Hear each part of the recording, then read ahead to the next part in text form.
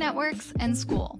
Two names you've probably heard if you're building an online community. One has been around for decades. Another one has more users than any community platform. But which one's going to be right to build your online community? If we haven't met yet, I'm Bree Lever, CEO and community strategist over at Ember, where we help coaches, consultants, and creators build and grow online thriving communities. Over the last 5 years, I've supported hundreds of communities in coming to life on platforms like Mighty and Skool. And I've walked side by side in the weeds, in the trenches with community creators just like you. I'm a certified partner with Mighty, and Skool is actually a past client of mine, so I'm pretty familiar with both. I can tell you what headaches you can anticipate, and I can also tell you a year from now what you're going to be thinking about based on the decision that you make today. Now, this video is a little bit longer than what you might be used to scrolling through a feed, but I promise you every minute that you spend making a thoughtful decision now will save you so much time, energy, and headaches in the future. In this video, I'm going to cover the core differences between Mighty and Skool, not just some of the core features that you're going to encounter,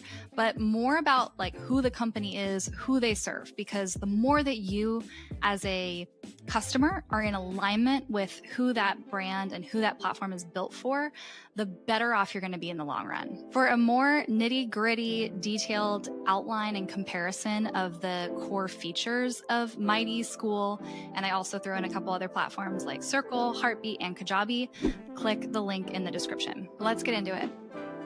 Mighty Networks is the definition of community first as a company. Their founder, Gina Bianchini, has been a trailblazer in the space for decades. Really, Mighty Networks was the first all-in-one community product on the scenes in 2010. We've seen Mighty evolve pretty dramatically over the years, including some pretty rough puberty years, I have to admit, where the UX wasn't that great, but I'm pleased to say it has improved a lot. What hasn't changed is Mighty's unwavering commitment to people and community, and we're going to talk about that. Mighty's focus and prioritization, as far as I can tell over the last few years, has been to be the most admin-friendly tool.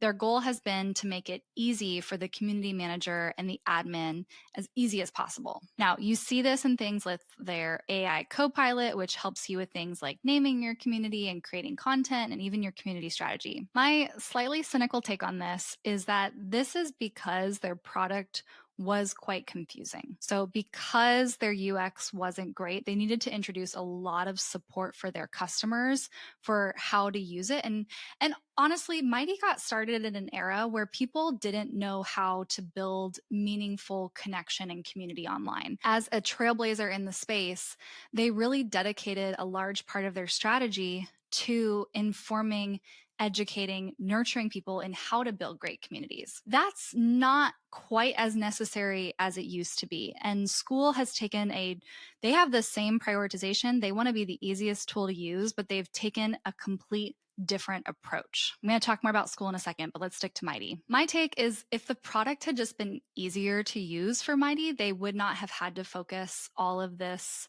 additional support and energy on making things easy for the admin. But a more generous interpretation would be that they really care about their customer and they want to make your life easier. They want to build great communities, and they knew that they had to support their admin in order to make that happen. Now, all that being said, I am glad to hear from the Mighty team that they are changing the prioritization of features from being focused on admin support to members. And I'm really excited to see what this looks like moving forward. But it's just worth noting that up until now, that has been the bigger focus. Skool's approach to making the community manager's life easier, on the other hand, is a very product first approach. Sam Ovens, the founder of Skool, is a product guy at his core. He's built arguably the most compelling product in the community landscape, and it's based on two things, simplicity and speed, which truly Skool beats out every other community platform in these two areas, hands down. And the brilliance behind Skool's value proposition is this. Every community builder has two big problems. How do I find more members, and how do I get those members engaging more meaningfully with each other? Skool is really the only community platform on the market to present a pretty aggressive solution to these two problems that is intrinsic to the tool. And it's why their marketing, and it's why I think they took off in a viral way. Skool's proposition is finding new members has never been easier because Skool is really a marketplace of communities. Skool's discoverability and seemingly endless amount of users ready to join your community solves that problem for you. Skool's approach to the second problem, getting people to engage in meaningful ways, is we've hacked engagement. With our mildly addictive gamification layer in the community, members will keep coming back and engaging to earn points and status in your community. While these two propositions are compelling offers on the surface, these are really just two strategies. And when you completely isolate them without any other strategy implemented in your community, the results don't usually work like you think they're going to. For example, in a discoverable marketplace, what happens really quickly is a race to the bottom. All of these communities are virtually indistinguishable from each other, especially with the limited amount of information that you have. So the main variable you're going to consider is which one is cheapest. This doesn't position Skool to be a great place, especially for high ticket community offers, unless you've built your marketing system outside of the Skool ecosystem, which most community builders building in other platforms have done. Gamification, on the other hand, I have a whole lot to say about. If you've been around my channel, then you've probably heard some of my soapboxes, but make sure you go and check out the video on using rewards and recognition. It's a part of a 3-part series, and it's about designing your community using habit formation principles to design for great engagement. The TLDR is this, though.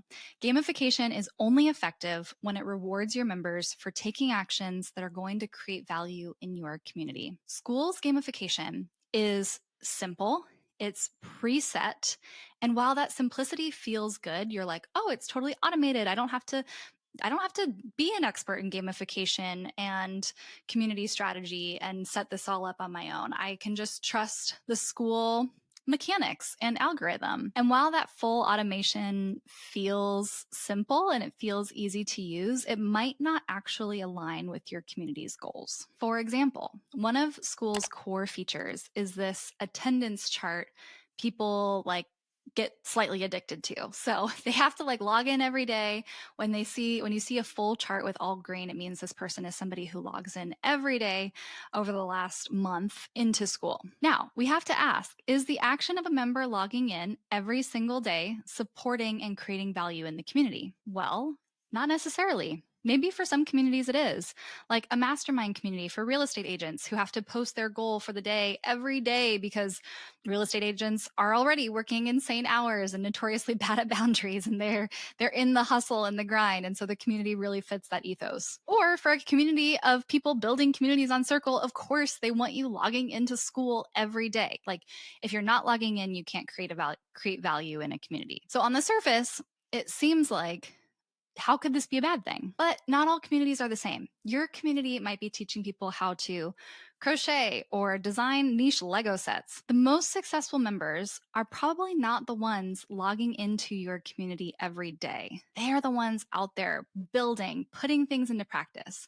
And maybe they only come into your community once or twice a week to touch base, share their progress. So what's tricky about Skool's simplicity is it really forces you into a one-size-fits-all strategy and approach to community building. Insofar as your community is the goals, the values, and the systems and operations are aligned with how Skool thinks about community and builds community, you're going to do great. But anytime you fall outside of Skool's methodology or philosophy for building community, you're going to feel friction and tension with the platform. And it's pretty typical of these platforms that usually the best thing about them is also the worst thing about them. But the same is true for Skool. The best thing about Skool is their simplicity, and the worst thing about Skool is their simplicity. But make sure you stick around to the end, because I do have a very specific use case for who I recommend to build in Skool. Let's switch gears and focus back on Mighty for a little bit. What customers love about Mighty when they're comparing it, especially to Skool, is the customization. From having a custom domain to white labeling to space layout, formatting, etc.,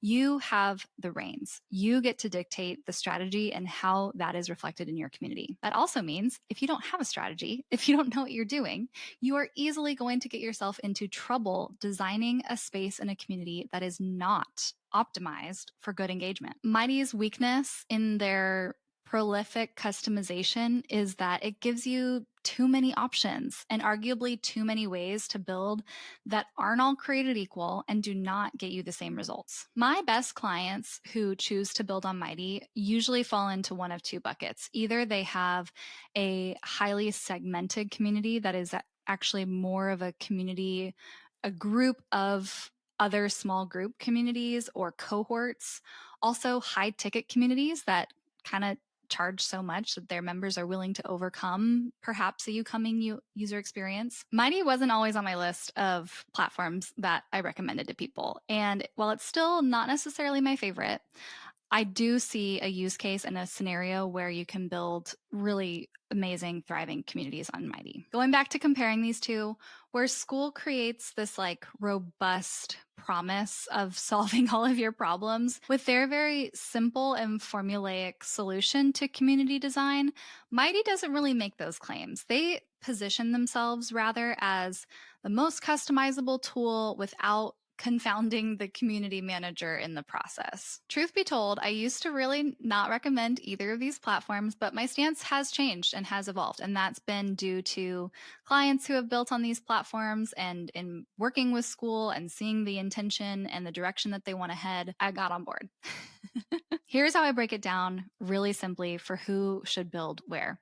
Skool is the best community platform if you're testing a community concept and you want to see if it sticks. The reason is it's so simple that you're, number one, not going to get bogged down in endless tech backend settings and distracted from what really matters, which is finding your first 10 or your first 100 members. And two, your members they won't have a bad user experience. Like for spinning up a quick community, Skool is going to be the simplest, the easiest to use. It kind of takes all of the question marks, friction, potential obstacles of a community platform. It really gets rid of those variables. So it allows you to maintain the integrity of your test. And the one test that you're doing is, will people either join this community or pay for this community, or both? On the other hand, for more customizability, Mighty is a better fit than Skool. There are an array of other options that position themselves in the more customizable all-in-one community platform arena, including Circle and Heartbeat. So make sure that you check out my other videos on this channel. Let me know in the comments what landed for you. What questions do you still have about Mighty versus Skool? I'm happy to answer. And don't forget to like and subscribe to the channel where I share the best practices in community building today.